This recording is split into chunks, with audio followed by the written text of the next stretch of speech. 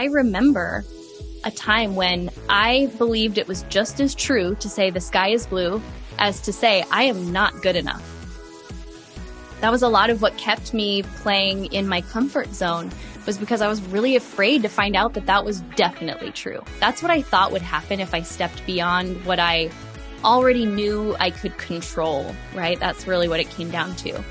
And it wasn't until I started to challenge that belief. So I think just building off of what you so brilliantly already have this framework around, it's realizing that we have the ability to challenge our own thoughts.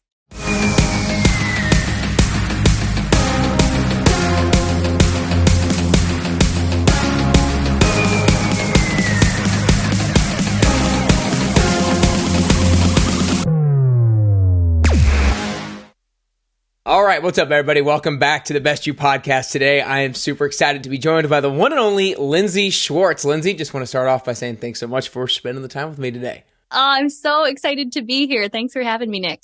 Yeah, of course. I knew that the moment that I got to sit down, a month and a half ago or so now with you at Amberly's event, I knew I wanted to get you on the podcast. And I knew that when you were up on stage, like, you both had this ability to like capture the audience in both such like a fun way and an engaging way and kind of like an emotional way all at the same time. And so really excited to share all that with people today. The way I want to kind of start is to go a little bit back into your story and then kind of transition a little bit more into community, relationship building, and things like that. But I know that you kind of were building a brand in like the health and wellness and health and fitness space a little bit. I know like a number of years ago, you also did network marketing, and then you kind of essentially had this idea kind of prompted by somebody else challenging you to write your book, Powerhouse Women. But I kind of want you to go back before kind of beginning the stages of writing the book. Talk to me about where you were career-wise and how that trajectory kind of like changed over time, because I always get fascinated by people's careers and how things pivot and how things change over time. So give us a little glimpse into that. Yeah, I love the question. I love getting to share about this because I wish I would have heard more people sharing stories of pivoting, especially pivoting when things were going well. And now when I hear of someone who wants to leave, the thing that's going really well to pursue something that they feel on fire for, they feel like they're being led in that direction, called in that direction. I'm always the biggest champion because I know for my own story, that was a huge turning point in my life. And you're right, I was building a health and fitness brand. If we had met, let's say 7 to 10 years ago, even if we want to go back that far, you would have seen me sharing photos of fitness competitions, my avocado toast that I ate for breakfast, me in the gym working out. And I've always loved health and fitness. And at the time was building a business in the network marketing industry, very much building a brand around health and fitness. And yet I knew that it wasn't my thing. I don't know how I knew that. Maybe it was the fact, and I just have so much respect for you and professionals like you, because the moment someone wouldn't follow their fitness plan, I was like, well, forget it then. I just was kind of I was like, that's all you got to do. You got to follow the plan. That's it. But I think what was happening is inside, I was starting to really ask some deeper questions. I was asking, what do I want my impact to be? What do I want my legacy to be? I know that sounds like such a big question. And even, when coaching people in health and fitness, I very quickly identified, and I'm sure you do a lot of work around this too, that unless you can get your identity on board with the result that you want, you're not going to see lasting change. So I think even when I was in health and fitness, and one of the reasons I love it is because it at its core is about personal transformation. I think that's the thing I was actually always obsessed with. And then I got to dabble in that and play in that world in health and fitness. And then now I get to do it more from a business context, but it always comes back to my true passion is the art of transformation, the art of personal transformation. And what was happening at the time is, like I said, I had something really good. I mean, good to the point where I was making good money, had, left my corporate job, replaced my income, all these very fancy Instagram worthy things, right? That people talk about, living the laptop lifestyle. Like, no one talks about how the laptop lifestyle is you sitting behind your laptop all day long, right? It's not as glamorous as people think. But would get to speak on stages, got awards, got recognition, And I loved it. I knew I was making an impact, but there was always this question deep down, like, I just think there's something more. I think there's a way I could be making a bigger impact, or I couldn't quite put my finger on it. And now looking back, what I realize is that I was in this tricky spot where I could operate at maybe 60 to 70% of my potential, meaning I wasn't really getting uncomfortable. I wasn't really pushing beyond what I knew I could be great at. I could operate in that zone and I could still get results. I could get results that probably even looked to other people like, oh, she's crushing it. She's playing it 100% for sure. But I think deep down, if we aren't utilizing the God-given potential within us, you know it. You can't really ignore that. And what the difference was for me is that I wasn't willing to get uncomfortable. I was not willing to do something that I didn't already have calculated perfectly in my mind, how I was going to do that thing and be successful at it. And it just had me in this place where I started to feel really stuck. And around that time, I was on Facebook, of all places, saw an acquaintance post something about writing a book. And I actually, on my computer home screen, I still have the screenshot and I look at it often. The screenshot of the message I sent her, which read something to the effect of, I don't know why I'm messaging you, because I'm certainly not going to write a book, but I'm just kind of nosy. What are you doing? And that led to a conversation, like you said, with a person who challenged me. And they said, you know, if you don't write this book, who's going to? And what I shared with this woman on the phone was I wasn't feeling called to write about health and fitness. That just didn't feel like, I think she was the first person I said out loud. Like, imagine you saying to someone, yeah, I don't think I want to do fitness anymore. Right. And people were like, wait, what? You're the fitness guy. Hold on. Yeah. So I said this to her. I said, I don't think I'd want to write about that. What I am noticing is that, you know, especially in network marketing, there's the business component. And I would have conversations with so many people, men and women, but a lot of my, you know, female friends and connections, the conversation tended to sound the same. And it was a version of, wow, Lindsey, I'm so inspired by what you've been able to do and this business you have and this life you've created. And I want that. I want my own version of that. Now, I don't think your business is necessarily what I want to do. I don't think that's for me, but I've got this other idea, or I've always thought about this. You know, they would start to kind of pivot in a direction of, here's what lights me up. And without fail, every time I would say, oh my gosh, well, yeah, forget about this other thing. This is why I never crushed it in network marketing. Cause I was like, yeah, forget this. Let's talk what this you lit up when you shared this idea. Tell me more. And without fail, they would tell me why they didn't feel ready. They didn't think they knew enough. They didn't have the right contacts. They didn't have enough money. They were too old, too young, whatever it was. And in that moment, every single time, the thought in my mind was, did no one tell you? We all feel that way. Yeah, anyone that you see online doing something cool or growing, or if we want to go back to human potential, like really tapping into human transformation, they feel the same way. Did you not know that? And so I said to this woman on the phone who contacted me about writing a book, I said, I just think we need to share more of the real side of what this looks like to build a business or pursue a big idea, because I see too many women specifically think that they aren't qualified because they're feeling they're feeling resistance is essentially what it is. And I think we need to let them know that that's how you know you're going in the right direction. And with some very fierce resistance within me, I said yes, wrote the book. It was the thing I had no business doing. Really, it was the first time in my adult life at 33. I was 33 when I wrote it. It was the first time I'd ever done something that I really didn't think I would be good at. And it changed the course of my life. It really did.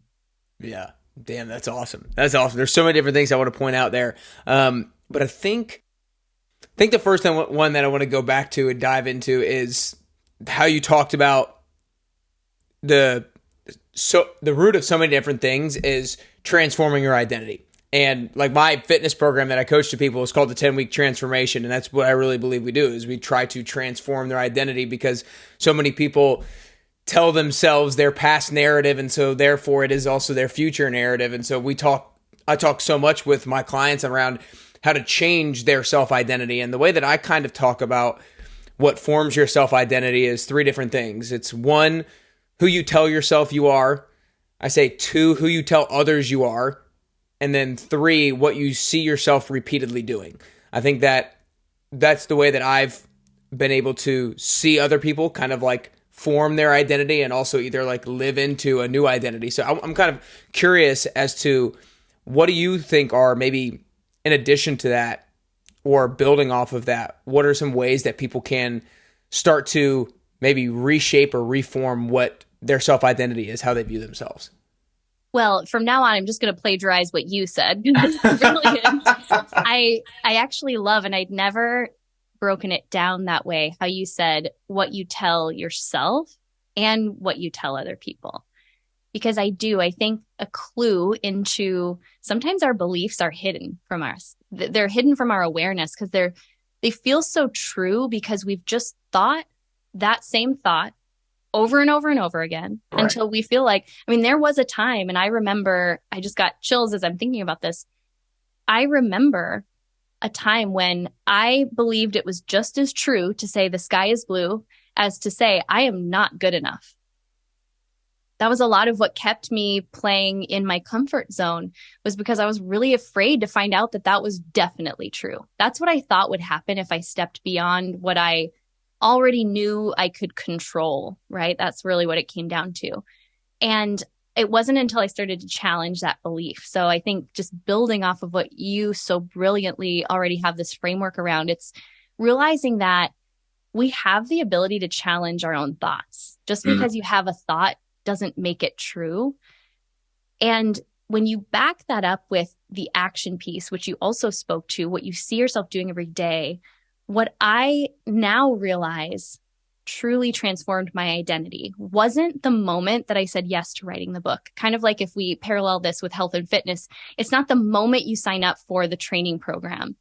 It's the day you show up when you really didn't want to, or when you were this close to quitting, you were so close to quitting, and you show up one more time. Those are the moments where you start the transformation process. You start it. And how you continue to reinforce that behavior is time and time and time again, continuing to show up for yourself and your commitment. It's like keeping a promise to yourself, right? So if you imagine you're in a relationship with another person and they continually break their promises, how much trust is going to be in that relationship? Not much. And it's easy to see that when we think about our interpersonal relationships, but the same is true for our relationship with ourselves. And the truth is, I had no trust in myself because I had said I would start a podcast 5 years before I wrote my book. And for 5 years, that podcast mic collected dust. 5 years, day after day, what I saw myself repeatedly do was think about starting a podcast and not start it, never hit record.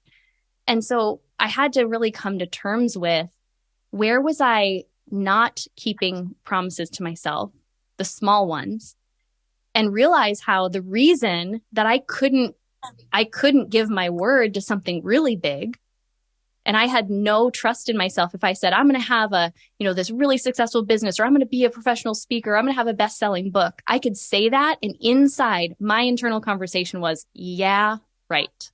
Because that's what I had evidence for. And realizing I had to start at the beginning. So like writing a book is same thing as committing to a physical transformation. You know, it's going to take time. I didn't sit down and write the whole book in day one. It took about a year. So if you think about committing to something for a year and how every single day, every single moment is a new opportunity to build that next little bit of trust by keeping your word and not keeping it perfectly. I didn't keep it perfectly, but consistently more than I wasn't keeping my word, doing the thing that I said I was going to do. It's so simple, but that's ultimately what changed my own view of myself to where now what I know myself to be capable of is a whole lot more than that version of me. And there's even a future version of me that I'm consistently, even in this moment, looking and saying, okay, where's the next bigger promise that I want to work my way to? And what's the small promise that I need to keep today that's in line with that? That's so good. That's so good. That's the way that I really talk about the 10-week transformation and everything with my clients as well with regards to transforming yourself. I think what you said in the beginning was brilliant when you talked about, you weren't able to even keep small promises to yourselves, but then you started small and then you could continually build on that. And now what is a small promise is a whole lot bigger than it was a long time ago. And now like you'll continue to be capable of more and more things each time that you reinforce that you're the kind of person who follows through with promises that you make to yourself. And that's how I tell people the 10-week transformation. I'm like, yes, you have this goal, but greater than this goal by the end of the 10 weeks is I want you to become the type of person who follows through with the promises that you make to yourself. I just think that's the most important, like foundational skill that allows us to really grow and blossom into any other skill that it is that we want to develop. One other thing that I wanted to touch on that you said in the beginning, or kind of at the end of your first answer, was you said when you wrote your book, it was kind of the first thing that you did that you weren't good at, and it was the first thing that you did that you had no business doing. I think that oftentimes we really believe that so much to the extent that we don't actually take action. Talk to us about how if somebody is thinking that way, I have no business doing this, I have no business talking to this person, I have no business going to this event, no business doing X, Y, or Z. How do we break out of that, like, I'm not enough, I have no business doing this thing mindset? Yeah.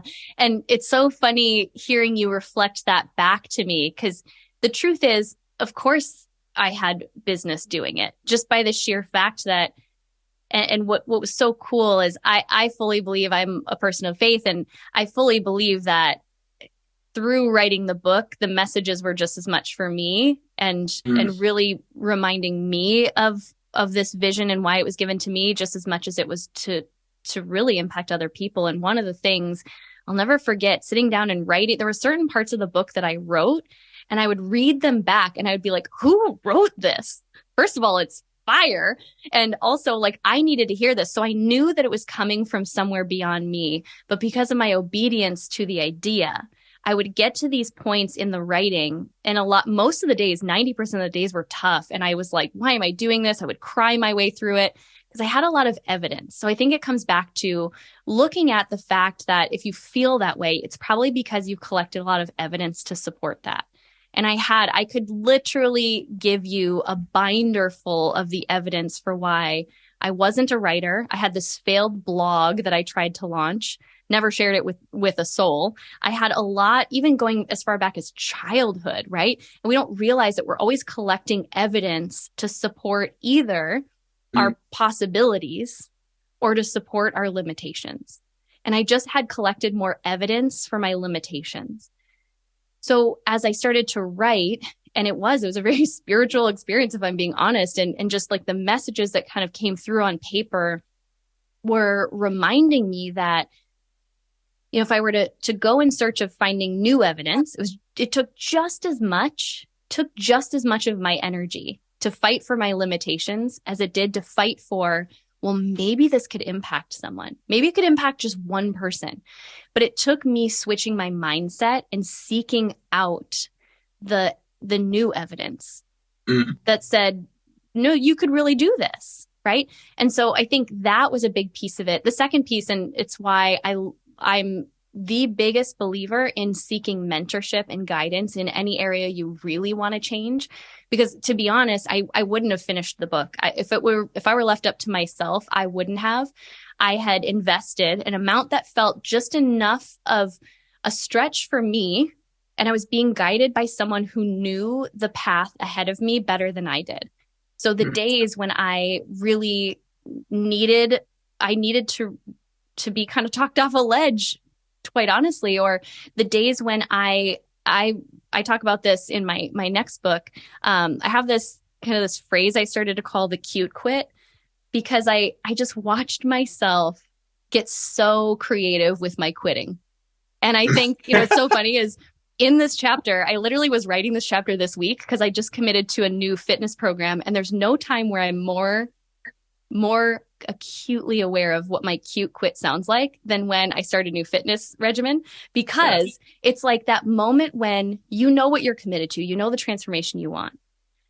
And someone is literally laying out a plan, like a professional like you is laying out a plan saying, if you do these things, I can, promise you that you're going to see transformation.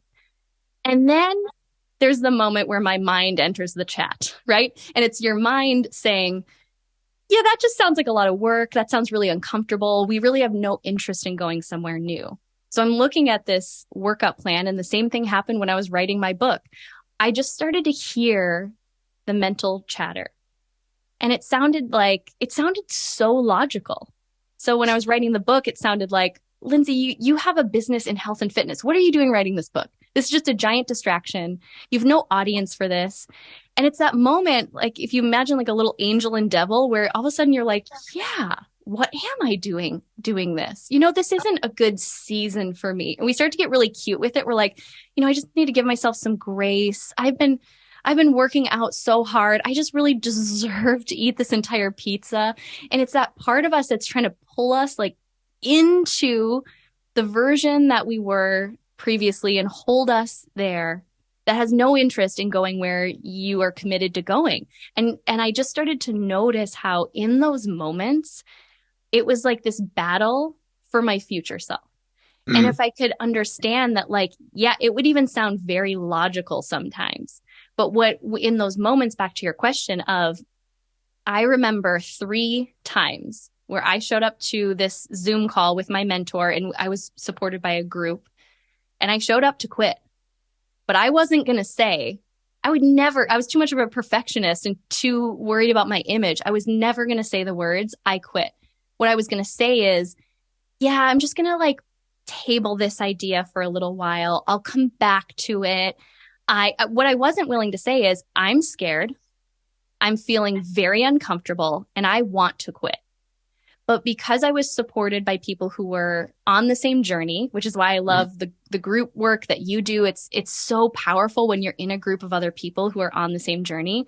I was mentored by someone who knew exactly what was happening and could kind of talk me through that. And I was invested. For me, unfortunately, to get past myself, I usually require a financial investment because I'm not as willing to quit when I have something on the line. And it was really the combination of those 3 things that got me out of that mindset of, I have no business doing this, into, oh my gosh, I think I'm doing this. This is happening. Wow. And like publishing the book, that was great. Kind of, I'm sure just like with the work you do, the physical transformation is great.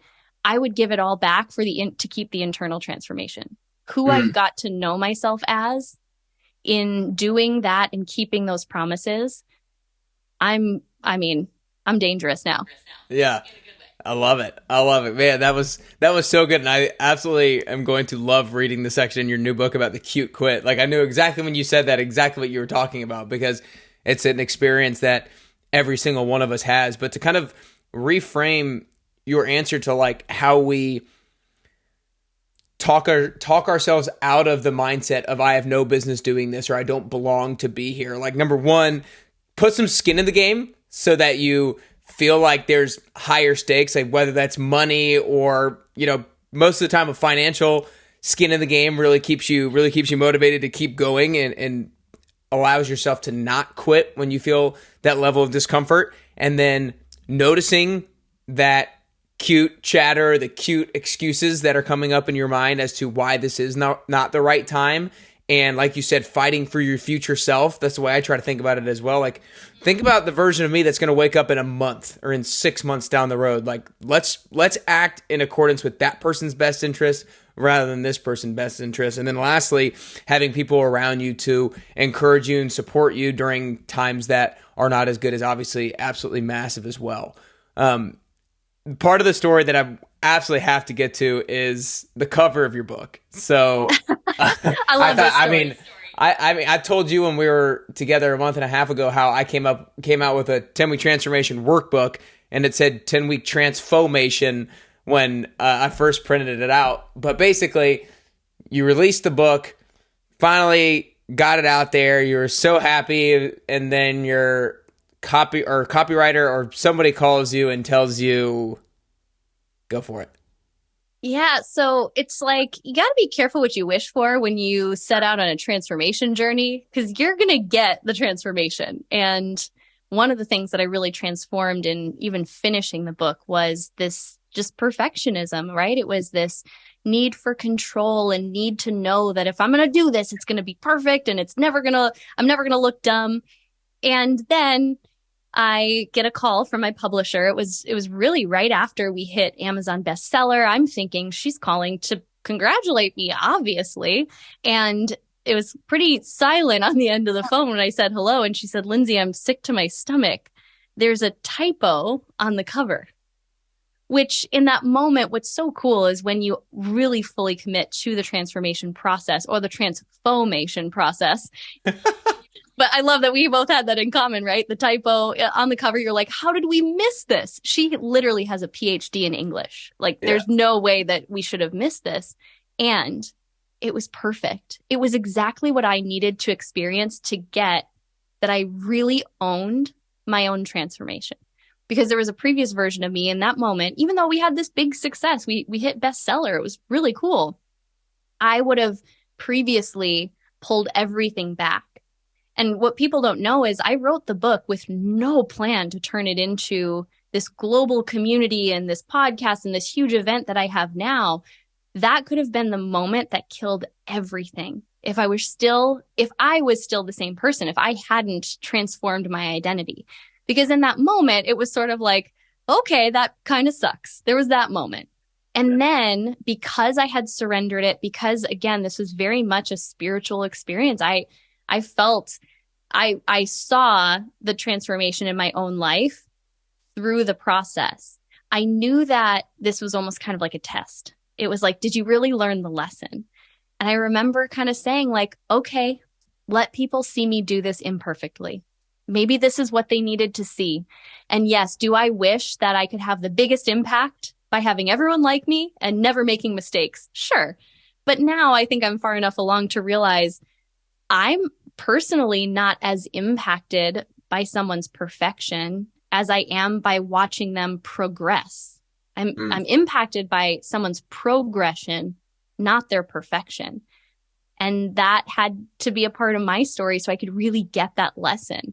And now I joke that, there's about 250 collector's editions somewhere out in the world. And they still have a typo, but we did eventually fix it, and I didn't die. I didn't die. And that imperfect book went on to inspire everything people see as Powerhouse Women today. And I'm so proud of that. I'm so proud of myself for not pulling it all back when I easily could have in that moment chosen to be embarrassed and chosen to say, see, this is more evidence for why I shouldn't have done this. Yeah, that's so good. I think that for me, I'm not like perfect at this anymore, but I think for all of us who have those kind of experiences and we think like, oh my gosh, what are people going to think of us? It's really kind of egotistical way to think about it. Like, people don't really care that much.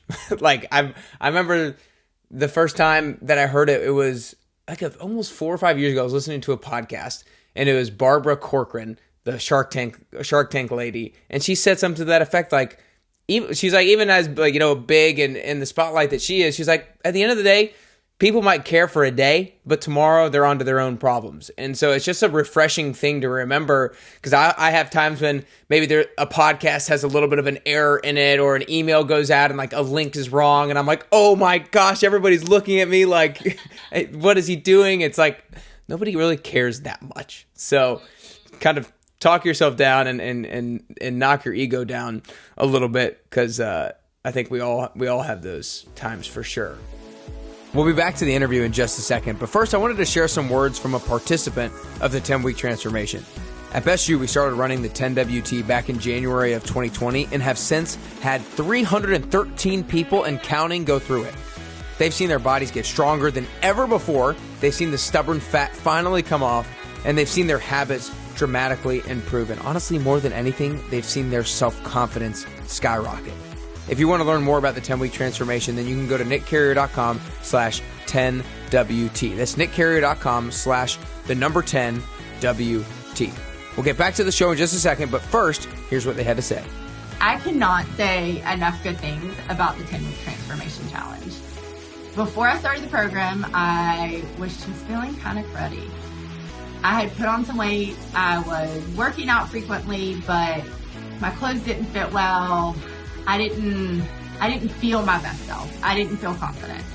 And I knew I wanted to make a change. I knew I wanted to be healthier. And I knew I needed to do something different in order for that to happen. So the things about the program I found most helpful are two things. The accountability. I love not only Nick's accountability, but also the group accountability. And walking alongside other people who are also working towards goals and are supportive and encouraging. Secondly, Nick's intention and the energy with which he leads is amazing. He is invested in each and every person in the program and working with them to meet their individual goals. I walked away from the program having lost weight, which was a big part of why I started. I also walked away with confidence, and I am a closer version of my best me. For myself, for my husband, for my kids, and that to me is really big. That is just a really, really important to me, and the confidence that I'm walking away with. And I feel better. I feel better physically. I feel better mentally. I feel better emotionally, because it's all just so connected. So I just really encourage you, if you're considering the program, to reach out to schedule a phone call, because it is one of the best investments that I made in myself in the last year. And I'm beyond grateful for this program and all that it has to offer. I kind of want to transition a little bit here towards the end on the community building stuff, because you do so much with bringing women together and building community. And that's one of the biggest things that I feel we do at Best You. Is one of our core values is that we grow together. And I really believe that, because growth is possible individually, but it's really only sustainable through community. And so I just believe that cultivating such a tight-knit, supportive, encouraging community is really important. So talk to me. I'm going to kind of dive specifically into the annual event that you do. I know that's usually like a 2-day event that has some awesome different activities across the couple of days. Talk to me about how you think about designing certain activities so that you cultivate the community and the relationships that you want to cultivate. Yeah. Ooh, I'm like, this is my favorite topic to talk about. And it's just such a big one. It's what I spend most of my time really thinking about, is dissecting what community actually is. I firmly believe that community is the way of the future, especially as more technology becomes available. I love technology. I use it every single day, but you cannot replicate the true connection that is present when a real community, in the way that I define it, is there. And it comes down to connection. That's really all what it revolves around. And connection between the people who are a part of that community. So when I started to see that my job wasn't to be this end all be all, I'm not trying to be someone's guru. I'm just very, very vulnerably putting my own journey out there for others to learn from, and attracting people who think like I do and who want it. In the case of Powerhouse Women, it was kind of this balance between women who knew they were here to do something really big. And really big can be defined in all different ways. But for them, they knew they were meant for more. They were very ambitious. They were hungry for growth. And they may not have a lot of people around them who were on that same path. And that can feel very isolated, very lonely. But for me, I was looking for the place where it was just as safe to be your biggest, most ambitious self, but we could also just keep it very real about all the stuff we've talked about in this episode, that no one has it figured out. Listen, the further I go, the more successful people I meet, I realize, oh, we're all literally figuring this out as we go. And I just think we need to share that message further and further down the chain. It's like a game of telephone, like telling someone who's sitting there right now with just the seed of an idea, that's comparing themselves to me or to you or to someone else online, thinking, well, I'm not them. How could I possibly ever start this thing? No, we started there too. It's like we need to get that message further down the chain so that people get started on this transformation process we've been talking about, and their ideas start to take a life of their own. And I just fully believe that, you know, if you have a big idea, if you have that motivation to do more, that was given to you for a reason. it is for a purpose. It's not about you. It's 100% about someone else that needs you to step up and do that thing so that they can get the breakthrough that they need. And when I started to look at it through that lens, it became obvious that I think my true passion and my gift is bringing together community and doing it in a very intentional way, like you're saying at live events or even just in our digital communities, where it creates that kind of connection. Because especially in a post-pandemic world, we are just so starved for connection. And there is a bigger need for community than the number of communities that currently exist. We're looking for somewhere that we belong. So when designing events or any kind of experience, virtual or in person, it really starts with thinking through the lens of someone who's brand new and doesn't know what Powerhouse Women is. How do we infuse the culture in such a way that in the shortest amount of time possible, they get it? They feel welcomed. They feel seen. They feel like it's safe to be the most self-expressed version of themselves. So we design the event and, it's one day and then a Friday night kickoff party. And we design every moment. I think about the moment when someone parks their car in the parking spot and they're sitting there with their heart racing, so intimidated to walk in because this is their first event and they don't know anyone. I think about that moment and as I design the whole day from there. So if you're someone who is creating community, it's really thinking about your community through the lens of someone who's on the outside of it right now, and they're looking for it. They're looking for the exact experience you've created. And then as the leader of the community, it's how do you enroll the rest of the community in creating that with you? So it's not the Lindsey show. It would be a very boring show. Okay. It wouldn't be very fun, but it's enrolling the women who, even if they've only been to one event or they've been on our Zoom calls, to say, hey, you're actually creating this environment just as much as I am.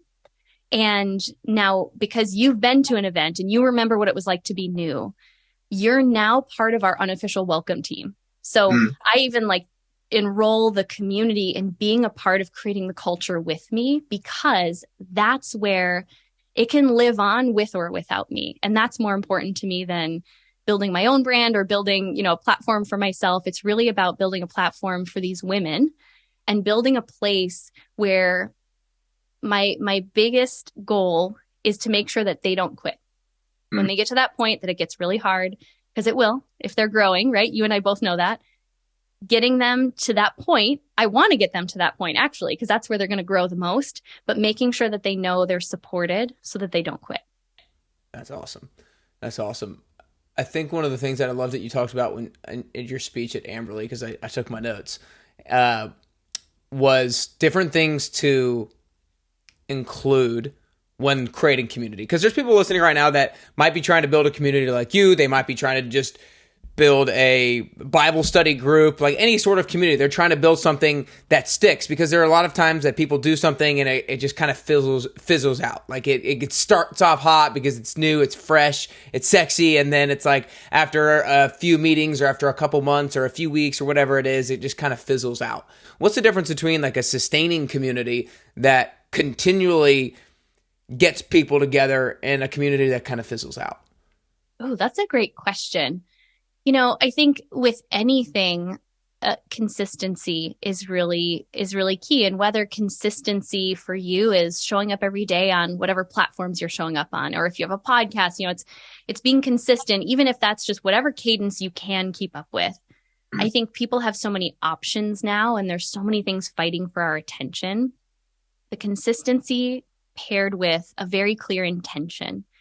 If you're asking people to spend time within your atmosphere, and being able, not just being intentional for yourself, but are you matching that intention with what they really want, with a need that they're wanting to solve? Whether or not you plan to monetize that community, because that's a whole other conversation.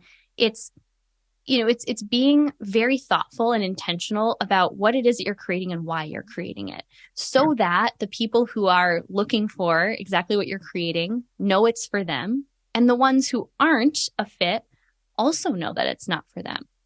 And I think when you start there, get really clear, what are you unifying people around? Why are you gathering people together in person or online or in whatever way you are? And then being very intentional and even sharing with the initial people who show up, hey, here's who this community is for.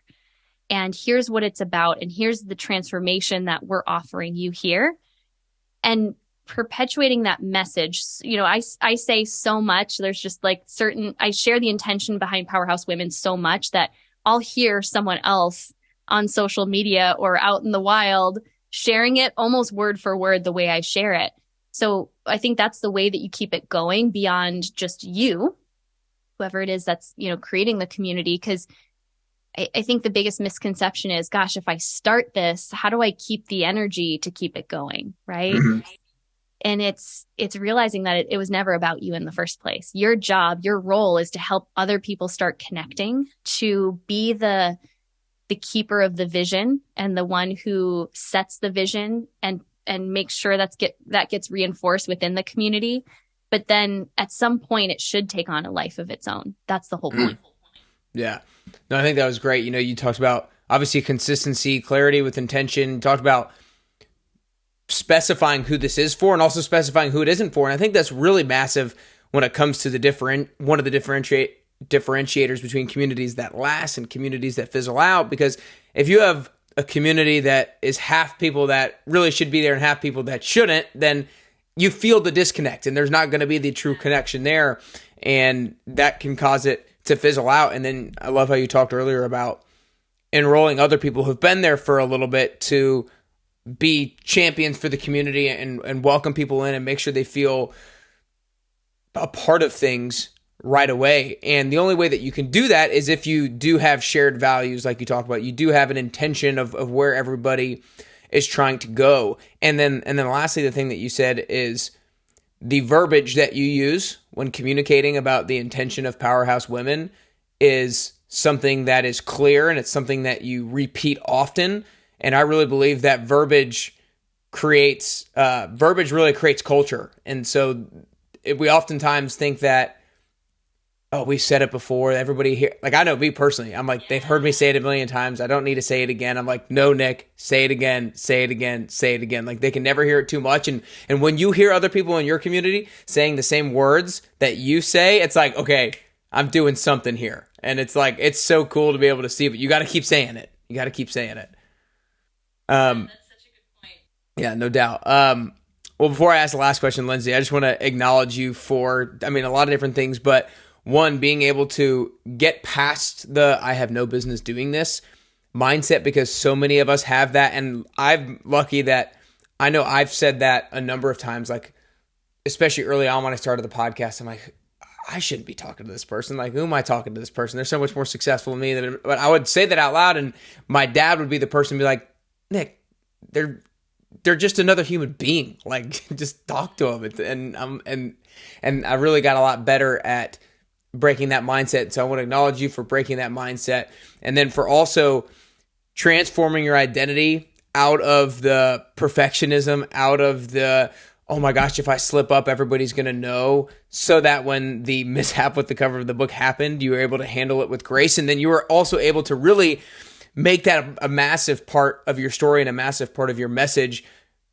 giving other people permission that they can do it somewhat sloppily as well. Like, your book was a masterpiece, I'm sure, but you know what I mean. But I think doing it imperfectly is such an amazing part of your message, and I want to acknowledge you for all of that. And obviously the community that you're building as well is creating connection that a lot of people, like you said, are starving for. Yeah, thank you. Thank you so much. Thank you for just this opportunity to have the conversation. And it's just the best part about this journey is the other people who are like-minded and who are also creating amazing things that the world needs. Being able to connect with people like you is the part that I wish I could have had a glimpse of when I was still in the fear, because there are so many blessings waiting for you on the other side of stepping into that thing maybe right now you're saying I have no business doing. And this part is probably my favorite blessing that has come along the way, or just all the awesome people I've gotten to connect with. So thanks so much for having me. Yeah, of course. Of course. Well, you guys need to do a couple of things. One, go follow Lindsey on Instagram at Lindsey Schwartz. I'll make sure I have that linked up in the show notes. You can also follow her Powerhouse Women social media handle as well at Powerhouse_Women. And we've talked about this a lot. We have a lot of females that listen to this podcast. If her community sounds like something that you want to be a part of, if you want to go have a pajama party on Friday night in Scottsdale, Arizona, and then talk with a bunch of other women who are hungry for growth, who are hungry to take it to the next level, then her next event, Scottsdale, Arizona, August 25th to 26th, right? So you guys need to make sure you go look that up at powerhousewomenevent.com. And she also has an amazing podcast, the Powerhouse Women Podcast as well. Any other thing that anybody should go to learn more about you? Oh, that covers it. Everything's pretty much under Powerhouse Women, so I'm not too tough to find. Yeah, I love it. That's an easy phrase to remember. Powerhouse Women. I love it. Well, last question here, Lindsey, is I think getting closer to the best version of yourself is both a constant journey and a unique journey. I don't think that we ever actually hit the best version of ourselves, and I think the way that I'm going to get closer to my best self is a little bit different than the way that you're going to get closer to your best self. So this last question is for you personally in your journey, is if there are 3 things that you could currently do or currently work on to get closer to the best version of Lindsey Schwartz that you could possibly be, then what are those 3 things that you could currently do or currently work on? Ooh, such a good question and so true. I'll tell you the 3 things that I am currently working on. I am currently working on dismantling my connection between results and work. I am redefining everything I know about how to produce results because I've pretty much hit a max of what I can produce working really hard. And I know that there's more for me to experience there. I'm working on stillness. And I was sharing with you just even how I've set up my week to really create space for myself. And part of that comes with dismantling, always needing to do and the way that I kind of approach business. A lot of my lessons are there. And I'm just learning to have a whole lot more fun along the way.